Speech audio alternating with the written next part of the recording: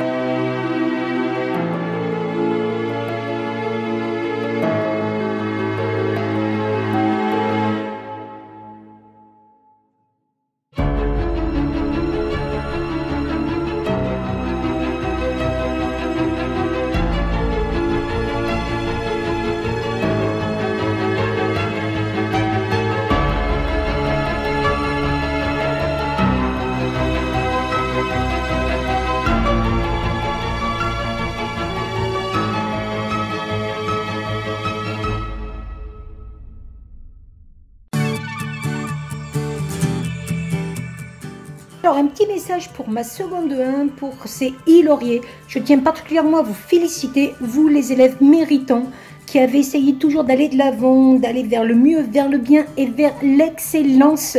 Je suis très fière de vous. Soyez vraiment dans cette continuité d'aller vers toujours quelque chose de plus par rapport à ce que vous êtes capable de faire. J'étais contente de vous avoir dans ma classe. Et surtout, bonne réussite pour la suite et à bientôt au détour d'un chemin, d'un couloir du lycée Félix Faure ou d'un cours de mathématiques avec plaisir et bien sûr sérieux. Félicitations!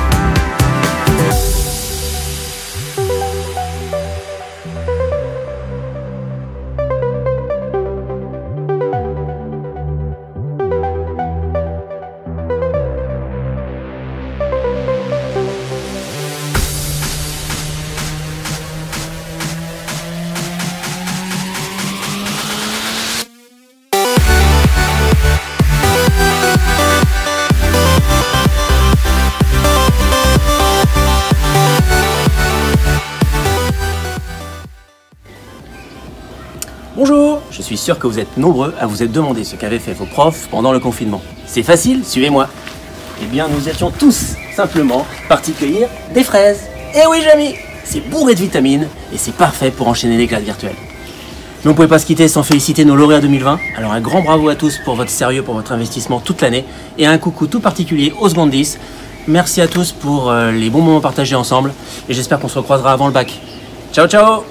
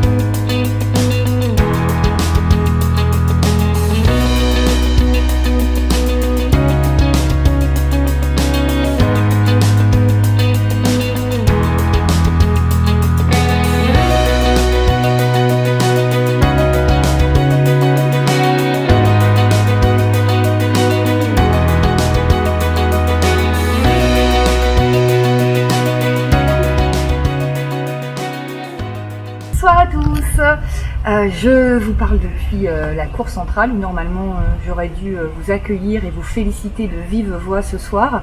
C'est toujours un moment chargé en émotions auquel je tiens beaucoup car on met enfin à l'honneur tous ces élèves qui d'habitude ne font pas parler d'eux et font tout très bien. Donc c'est vraiment important pour nous qu'ils soient valorisés ce soir. Alors j'espère que cette cérémonie un peu différente vous fera quand même plaisir.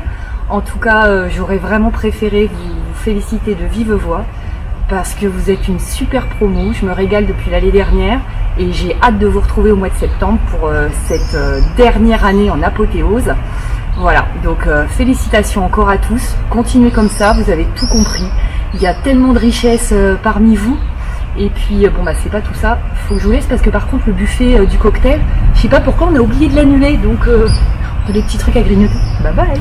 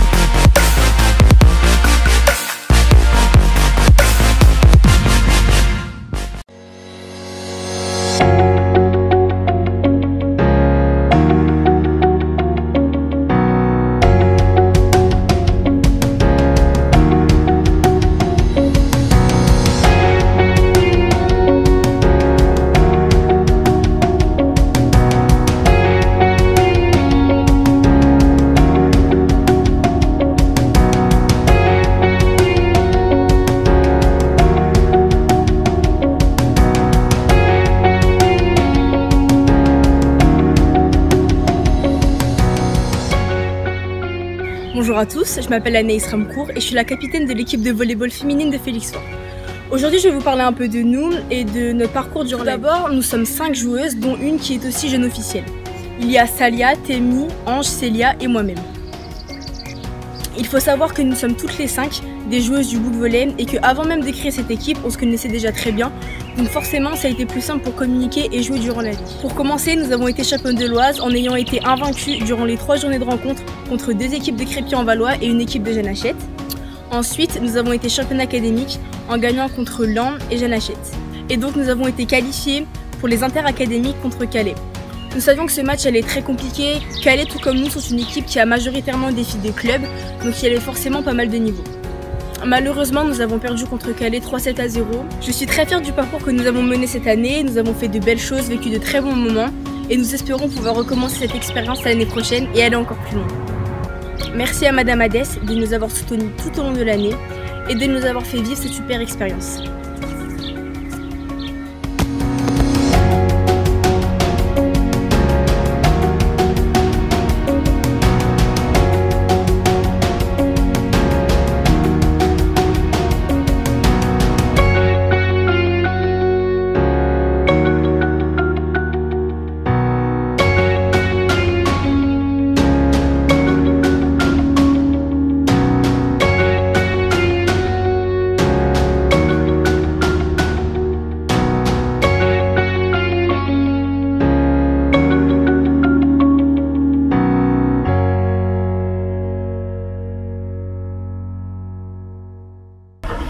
Un grand bravo à tous pour votre investissement tout au long de cette année. Les lauriers 2019-2020 pour les classes de terminale sont attribués à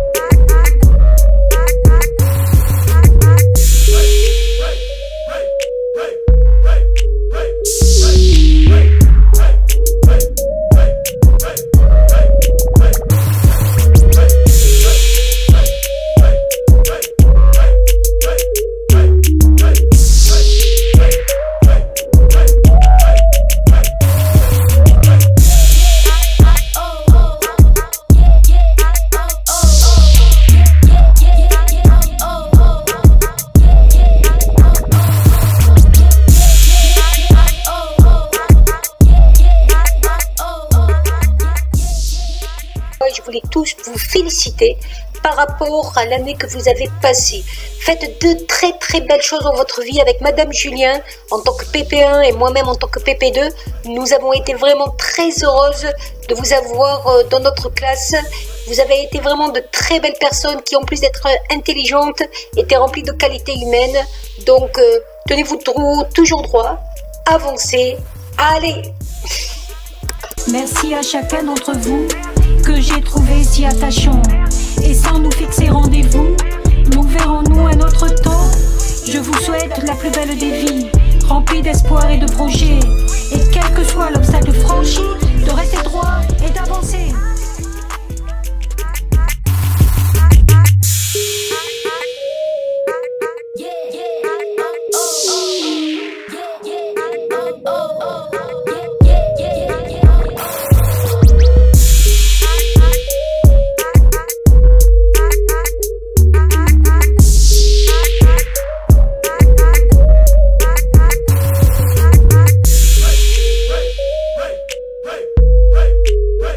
Hey!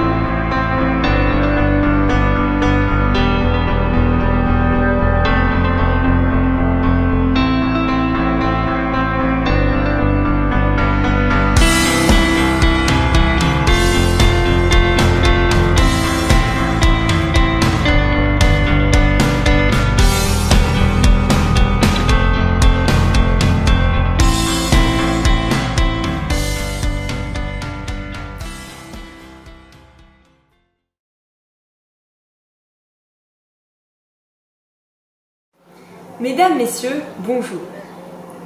Nous nous sommes tous déjà retrouvés devant la classe, balbutiant quelques mots à la recherche des rimes oubliées d'une fable.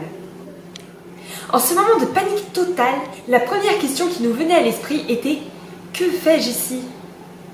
Ensuite venait la deuxième « À quoi rime tout cela ?»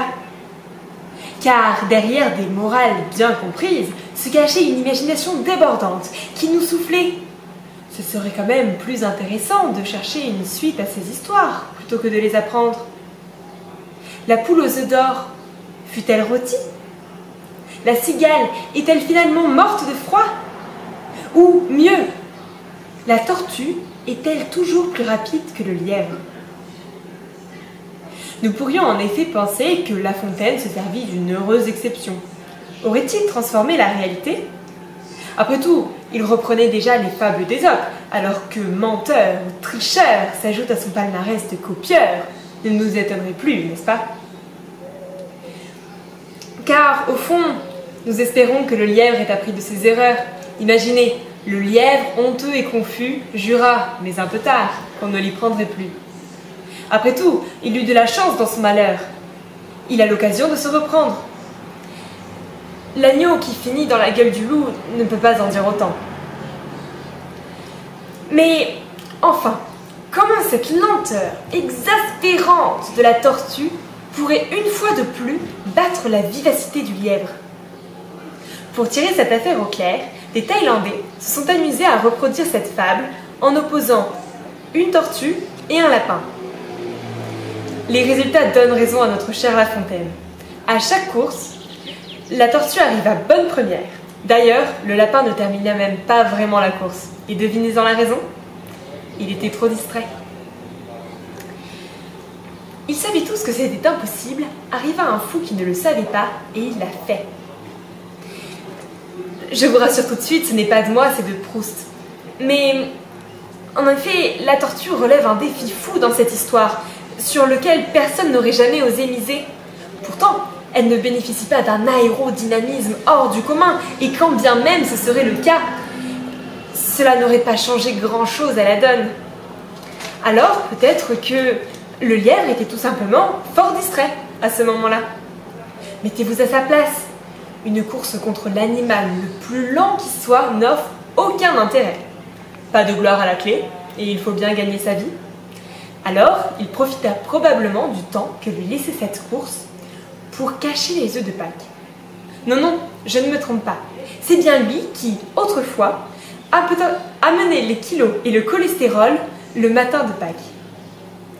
Dans ce cas, peut-être que La Fontaine n'était pas un bon observateur. Le lièvre ne se reposait point dans l'herbe, mais il déposait les œufs. Cela éluciderait tout. Il avait simplement une autre tâche au même moment, et c'est pourquoi il ne réussit pas à atteindre l'arrivée à temps.